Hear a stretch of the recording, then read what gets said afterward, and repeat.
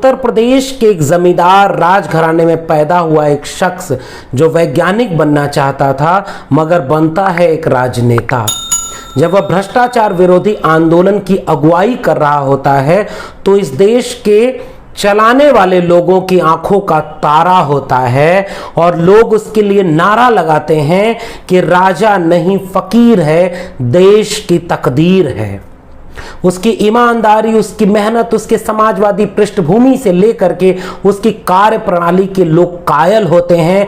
उसके लिए पत्र पत्रिकाओं और अखबारों में कसीदे पढ़े जाने की शक्ल में लेख लिखे जाते हैं और उसको नायक बनाकर साबित किया जाता है कि वह नए भारत का निर्माता है। उसी शख्स ने जब प्रधानमंत्री बनने के बाद सामाजिक न्याय आंदोलनों के इतिहास में एक मील का पत्थर साबित होने वाला फैसला लिया, यानी मंडल कमीशन की अनुशंसाओं को लागू करना। उसके बाद उसी आम आवाम ने जो कल तक उसे फकीर और देश की तकदीर बनाकर उसके कसीदे पढ़ रही थी, वही आम आवाम उसके लिए नारा बदल करके कहती है कि राजा नहीं रंक है, देश का कलंक है।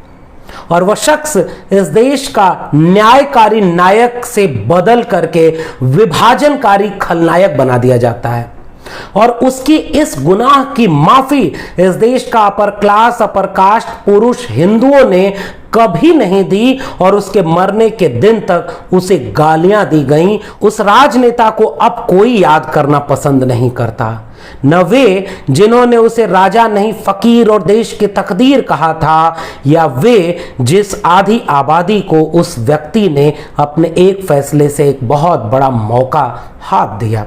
वरना काका कालेलकर कमीशन का हश्र मंडल कमीशन का भी होने वाला था। आज हम बात कर रहे हैं विश्वनाथ प्रताप सिंह यानी वीपी सिंह पर। सामाजिक न्याय की पाठशाला के इस खास एपिसोड में आपका स्वागत है। अभिवादन कबूल करिए लक्ष्मण यादव का।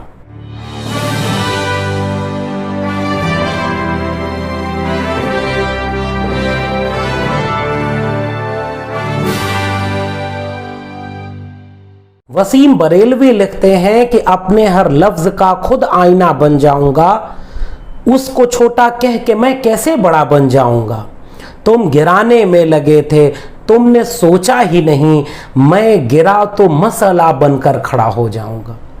वीपी सिंह यानी विश्वनाथ प्रताप सिंह, जिनको कल तक लोग मांडा का राजा से लेकर के देश की तकदीर कहते थे, उस वीपी सिंह को आज राजनीति के स्मृतियों के हाशिए पर ढकेल दिया गया है। विश्वनाथ प्रताप सिंह ने प्रधानमंत्री रहते हुए अपने 11 महीने के कार्यकाल में जो काम किया, उन कामों के चलते विश्वनाथ प्रताप सिंह को जो जगह मिलने चाहिए थी, हमारे इस देश की तंग दिल सियासी समझ ने उन्हें वह जगह नहीं दी। 25 जून 1931 को राजा बहादुर राम गोपाल सिंह के यहाँ इलाहाबाद में विश्वनाथ प्रताप का जन्म होता है। उनकी शुरुआती तालीम इलाहाबाद से व आगे की तालीम पुणे विश्वविद्यालय से होती है।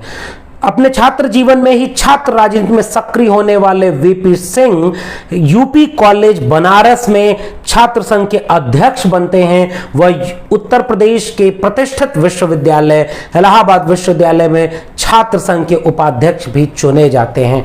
वे अखिल भारतीय कांग्रेस कमेटी के 1969 से 71 तक इलाहाबाद विश्वविद्यालय के कार्यकारी निकाय एवं उत्तर प्रदेश विधानसभा के सदस्य निर्वाचित रहते हैं।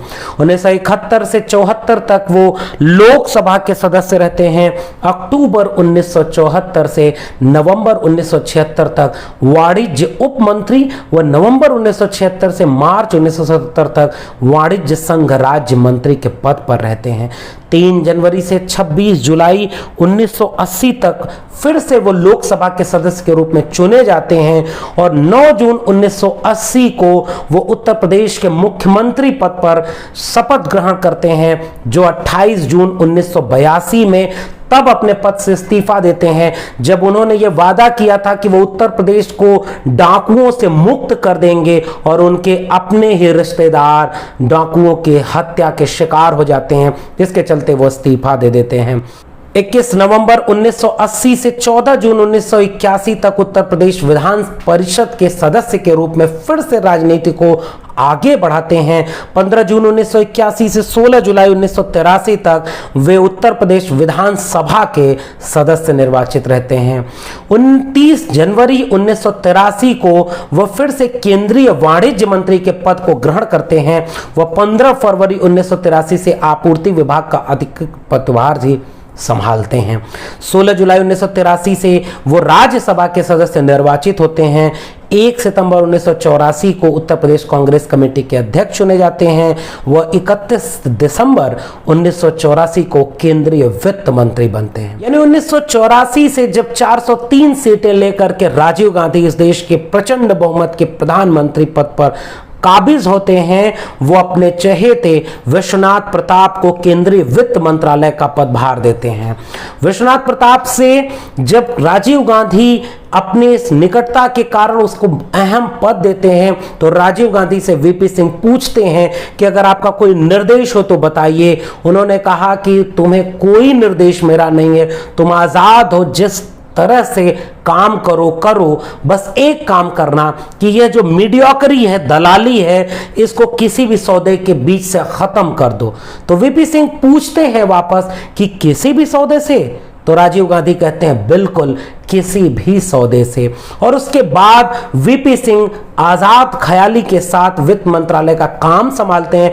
पहली बार राजीव गांधी और वीपी सिंह में मतभेद सामने आता है पनडुब्बी विवाद से, जिससे इन दोनों के बीच एक दूरी बन जाती है और कारपोरेट घरानों को बेहद सख्ती से कंट्रोल करने वाले विश्वनाथ प्रताप के लिए कहा जाता था कि दिल्ली में उनके आवास के कई किलोमीटर दूर तक कोई कारपोरेट घराने का व्यक्ति आने से हिचकता था, डरता था। और इस बात को लेकर के वो लगातार इतने सक्रिय होते हैं कि वह मतभेद राजीव गांधी के सामने उनका जाहिर होने लगता है और उन्हें वित्त मंत्रालय से हटा करके रक्षा मंत्रालय में भेज दिया जाता है। इससे वीपी सिंह नाराज होते हैं, मगर उसके साथ ही वो अपना काम वहां भी बखूबी जारी रखते हैं और मौका ढूंढ रहे होते हैं कि हम कैसे यहां भी कुछ अलग हट करके काम कर सकें। वही वीपी सिंह जिन्होंने इमरजेंसी के दौर में भी इंदिरा गांधी का साथ नहीं छोड़ा था, वही वीपी सिंह अब नए सिरे से अपनी राजनीति की शुरुआत कर रहे होते हैं। यानी विश्वनाथ प्रताप सिंह की राजनीति का यह पहला चरण अपने मुकाम पर जाने को आमादा है, जब वो भ्रष्टाचार की खोज कर रहे होते हैं और 84 करोड़ का बोफोर्स डील मामला सामने आ जाता है। यह ऐसा मामला था जिसमें विश्वनाथ प्रताप सिंह ये आरोप लगाते हैं कि राजीव गांधी और एक फिल्म स्टार वो दोनों इस बोफोर्स घोटाले में शामिल हैं, क्योंकि उन्होंने जो बोफोर्स तोप है वो खराब क्वालिटी की सौदा कराया और उसमें मुनाफा कमाया है, जिसका आरोप 64 करोड़ रुपए मात्र का था। ये वो दौर नहीं था कि घोटालों का आरोप लगने के बावजूद आप अखबारों से लेकर के टीवी पर निहायत बेशर्मी से ये कहते फिरें कि वो विष्णु के अवतार, देशभक्त, सबसे बड़े राजनेता हैं, प्रधानमंत्री हैं। वो दौर तब था जब घोटालों के आरोप लगने से छवियां धूमिल हो जाया करती थी। इसके चलते उन्हें कांग्रेस से निकाल दिया गया। तब उनका एक प्रसिद्ध वाक्य एक इंटरव्यू में सामने आता है कि तुम मुझे क्या खरीदोगे, मैं बिल्कुल मुफ्त हूं। और उसके बाद भ्रष्टाचार को मुद्दा बना करके विश्वनाथ प्रताप सिंह पूरे देश में रैलियां और जनसभाएं करने लगते हैं और कांग्रेस विरोध का एक लहर पूरे देश में फैल जाती है। उन दौरान एक वाकया होता है कि जिस भी रैली में विश्वनाथ प्रताप सिंह जाते हैं, वो ये कहते हैं कि मेरी जेब में एक पर्ची है जिसमें बोफोर्स घोटाले में शामिल लोगों के नाम लिखे हुए हैं। मैं जब इस देश का प्रधानमंत्री बन गया तो मैं इन लोगों पर कार्यवाही करूंगा और इस देश को न्याय दिलाऊंगा। वह पर्ची कभी खुल नहीं पाती है, मगर उस भ्रष्टाचार विरोधी आंदोलन जो 1988 और 89 के बीच चल रहा होता है, उसका हश्र यह होता है कि कांग्रेस बुरी तरह से चुनाव में हारती है और फिर एक राजनीतिक गुणागणित के तकड़म के साथ जनता पार्टी, जो सबसे बड़े दल के रूप में उस समय सामने आती है, वह कभी चंद्रशेखर तो कभी ताऊ देवीलाल के रास्ते से होते हुए विश्वनाथ प्रताप सिंह को 2 दिसंबर 1989 को इस देश के प्रधानमंत्री पद पर काबिज करती है। 2 दिसंबर 1989 को जब इस देश के प्रधानमंत्री के पद पर शपथ लेकर के विश्वनाथ प्रताप सिंह अपने जीवन का दूसरा चरण शुरू करते हैं, उस समय वो प्रधानमंत्री देश के कम्युनिस्टों और दक्षिणपंथियों दोनों के सहयोग से बने होते हैं। वो लगातार आर्थिक संपन्नता और न्याय के लिए काम करना शुरू कर देते हैं, लेकिन चूंकि उनके प्रधानमंत्री बनने के वक्त ही एक खेमा जनता दल का इनसे नाराज हो चुका होता है और उस समय उनके सरकार को तमाम तरह की बंदिशों में काम करना पड़ता है। तमाम राजनीतिक घटनाएं होती हैं। ताऊ देवीलाल से लेकर के चंद्रशेखर तक के तमाम नाराजगियों को झेलते हुए विश्वनाथ प्रताप सिंह प्रधानमंत्री पद पर अपना काम आगे बढ़ाते हैं।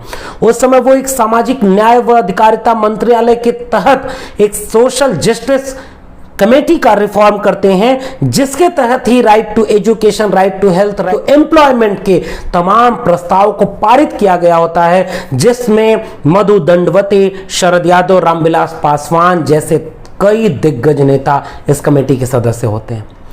विश्वनाथ प्रताप सिंह लगातार एक सामाजिक व आर्थिक न्याय परक अपने रुझान के आधार पर प्रधानमंत्री पद पर फैसले ले रहे होते हैं। 31 मार्च 1990 को विश्वनाथ प्रताप सिंह घोषणा करते हैं कि बाबा साहब डॉक्टर भीमराव अंबेडकर को भारत रत्न दिया जाएगा।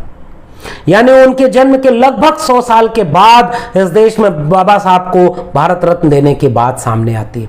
तो एक तरफ सामाजिक न्याय कमेटी, एक तरफ बाबा साहब को भारत रत्न दिया जाना, और फिर आता है वो दौर जो मंडल कमीशन का वीपी सिंह से जुड़ता है। कहा यह जाता है कि अचानक वीपी सिंह ने मंडल कमीशन की रिपोर्ट लागू कर दी, जबकि हकीकत यह है कि जनता दल के चुनावी घोषणा पत्र में यह दर्ज था कि मंडल कमीशन की रिपोर्ट को हम लागू करेंगे। वीपी सिंह अपने एक इंटरव्यू में कहते हैं कि जब तक मैंने मंडल कमीशन की रिपोर्ट को लागू नहीं किया था, तब तक ये कांग्रेस वाले मजाक मजाक में हमसे ये कहते थे, हर मीटिंग में और संसद तक में बोलते थे कि कब करेंगे मंडल कमीशन की रिपोर्ट को लागू, और जब मैंने लागू कर दिया तो वो ये कहते हैं कि इसकी कोई जिक्र नहीं था, अचानक लागू कर दिया गया। एक इंटरव्यू में वीपी सिंह कहते हैं कि मंडल कमीशन पर फैसले के पहले मेरे किए गए हर काम महान थे और इसके बाद के सारे काम देश विरोधी करार दिए गए। हालांकि मेरी टांग टूट गई, लेकिन मैंने गोला दाग ही दिया। वीपी सिंह आगे कहते हैं कि कुछ भी किया जाए तो उसकी एक कीमत तो होती है। यह नहीं होता कि आप कुछ भी करें और उसके बाद में अफसोस करने लगें। मंडल लागू किया तो उसका दाम भी देना पड़ा। अगर मंडल कमीशन की रिपोर्ट विश्वनाथ प्रताप सिंह के दबाव में या इतिहास में अमर होने के लिए अगर लागू किए, तो उसके बाद जब 1996 में दोबारा मौका मिलता है गैर कांग्रेसी गैर भाजपाई सरकार का बीच से प्रधानमंत्री के चुनाव के लिए, तो उस समय जब सारे नेता वीपी सिंह को मनाने उनके घर जाते हैं, तो वीपी सिंह सबको घर बुलाकर अपने गाड़ी लेकर निकल जाते हैं और दिल्ली के रिंग रोड पर घूमते रहते हैं। जब वो सारे नेता वापस चले जाते हैं तब वो अपने घर वापस लौटते हैं। यानी प्रधानमंत्री पद को उन्होंने ठुकरा दिया, दोबारा वो भारत के प्रधानमंत्री नहीं बनते, क्योंकि वो आहत होते हैं। और अपने एक इंटरव्यू में टीवी सीरियल में विश्वनाथ प्रताप सिंह ये कहते हैं कि उस समय जब मैंने मंडल कमीशन लागू किया, उसकी रिपोर्ट को लागू किया, तो पूरे देश में इस तरह का विवाद खड़ा किया गया कि गोया पूरा देश आंदोलनरत है।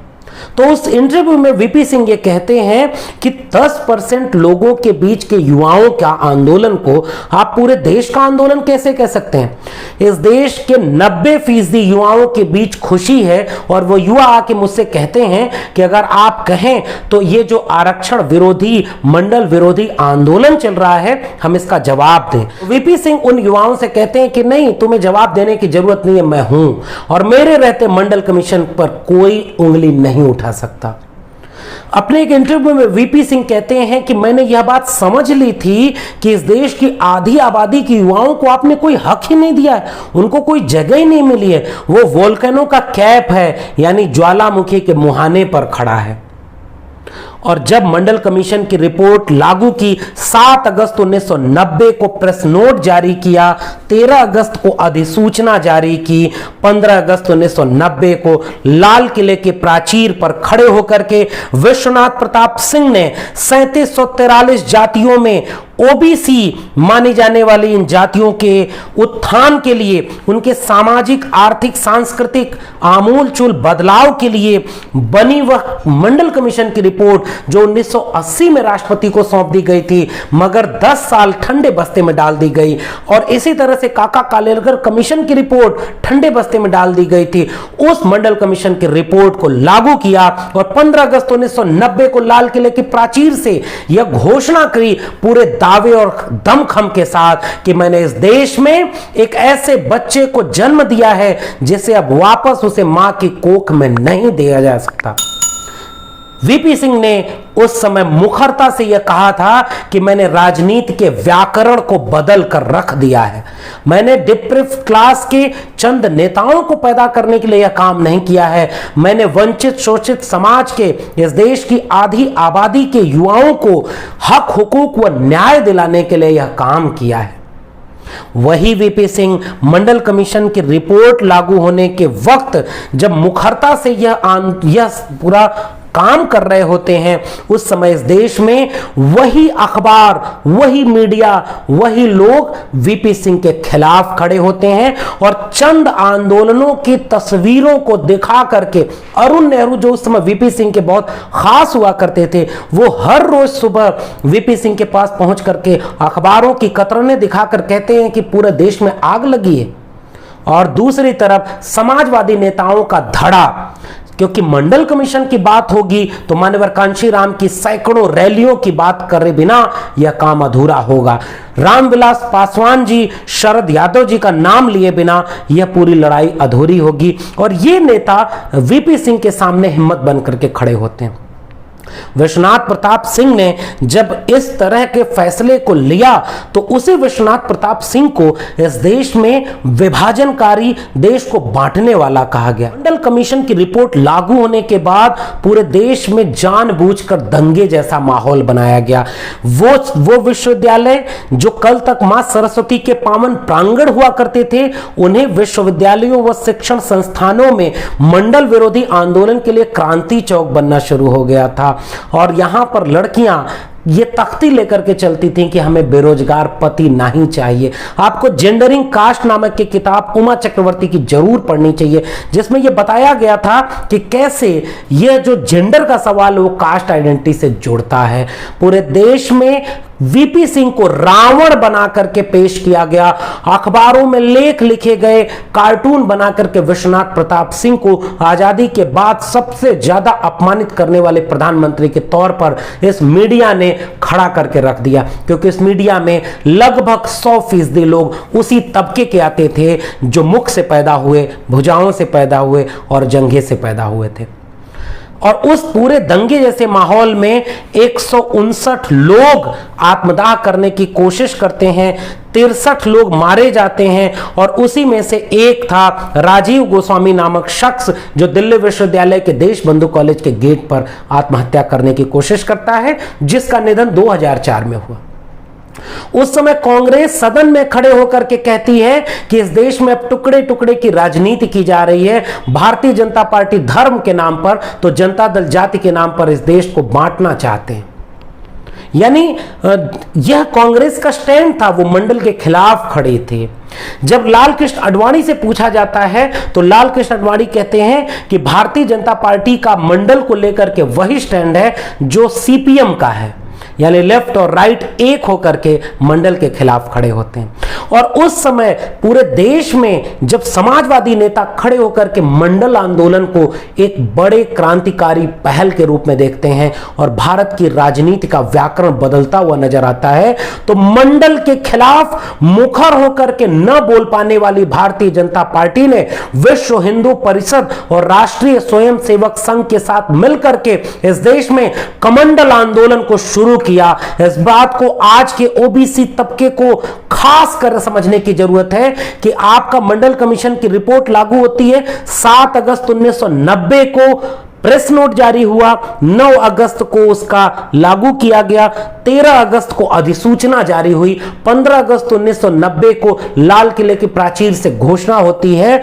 और 25 सितंबर 1990 को सोमनाथ से अयोध्या के लिए राम रथ यात्रा शुरू की जाती है और राम लला हम आएंगे, मंदिर वहीं बनाएंगे का नारा दिया जाता है, क्योंकि वो जानते हैं कि ओबीसी तबके का विरोध हम करेंगे तो हमारी राजनीति नहीं चलेगी। तो ओबीसी तबके को हिंदू बनाने के लिए मंडल के खिलाफ कमंडल की राजनीति का उभार कर दिया जाता है और वह रथ यात्रा जो लगातार लहूलुहान कदमों से पूरे देश में दंगे कराने के लिए घूमना शुरू कर देती है।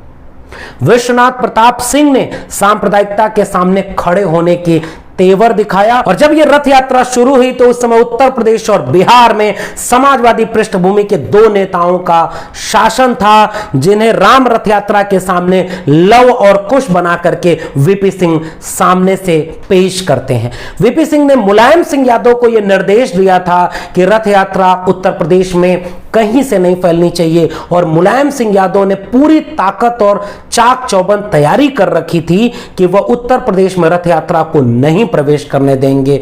उधर लालू प्रसाद यादव भी सांप्रदायिकता के खिलाफ अपने तेवर को बना रहे थे। लालू जी उसी समय एक इंटरव्यू में बताते हैं कि जब ये मुख्यमंत्री थे तो मंडल के विरोध में कमंडल रथ को रोकने के लिए अक्टूबर 1990 में अडवाणी से दिल्ली में जाकर के मिलते हैं, रथ यात्रा को रोकने की अपील करते हैं और वो कहते हैं लालू प्रसाद यादव कि आप दंगा फैलाने वाली यात्रा रोक दीजिए। 23 अक्टूबर 1990 को समस्तीपुर में रथ यात्रा रोक करके लालू प्रसाद यादव ने लाल कृष्ण आडवाणी को जेल भेजने का काम किया।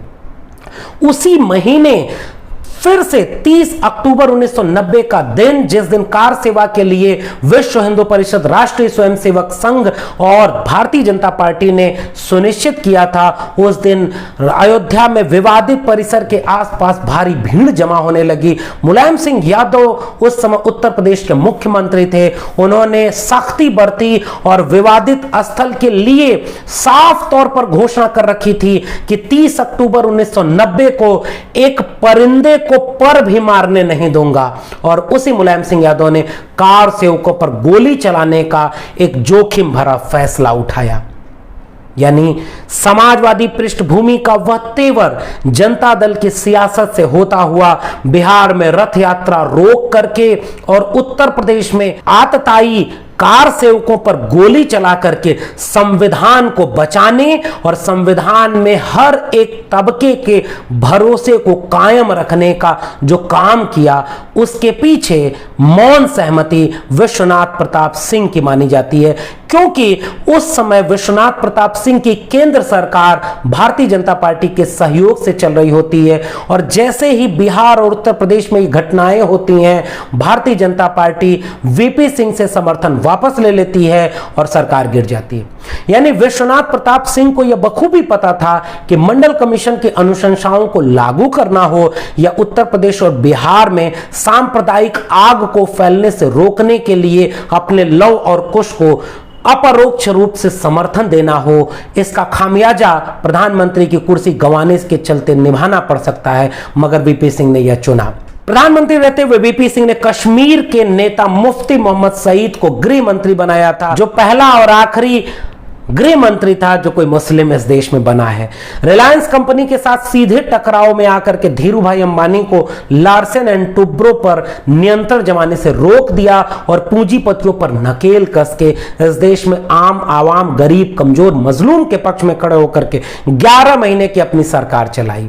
और फिर 7 नवंबर 1990 को जब उन्हें लग गया कि उनकी सरकार गिर जाएगी तो प्रधानमंत्री के पद से इस्तीफा दे दिया। उस वक्त भी इस देश के अपर क्लास, अपर कास्ट, पुरुष, सवर्ण, अंग्रेजीदा बुद्धिजीवियों के बीच एक अश्लील सी गाली सामने आ गई थी, अहिरे बुद्धि ठकुरे बल, अंग विशेष में मिल गया जनता दल।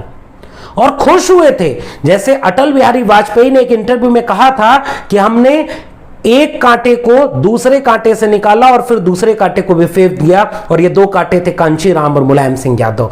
उसी तरह से मंडल कमंडल के पूरे राजनीतिक दौर में लोग अक्सर ये कहते हैं कि दोनों को एक पलड़े पर रखा जाए। क्या कमंडल कहीं से न्याय का आंदोलन था?